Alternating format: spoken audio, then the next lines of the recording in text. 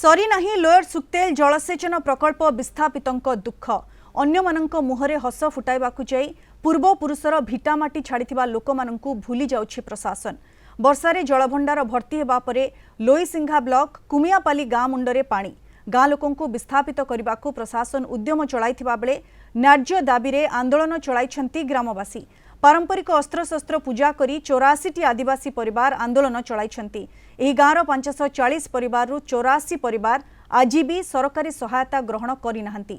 तथापि जिला प्रशासन सेमानंकु घर खाली करबाकु बाध्य करुछि। लोयर सुक्तेल जलसेचन प्रकल्प मुख्य जंत्री कहिछंती समस्यार समाधान कराजिबो। पूर्वर गड़शंकर डुंगुरीपाली बंछोरपाली कोइंडापाली आदि गाँर लोकंकु विस्थापित करा जाउछि। जी हमर इटा दाबी पूरण करछु माने हमर 2026 लागू हो। आमे जेंटा दाबी करछु सरकार पाखे जेन 10टा दाबी करथिलु 3टा दाबी हमर निहाती दरकार।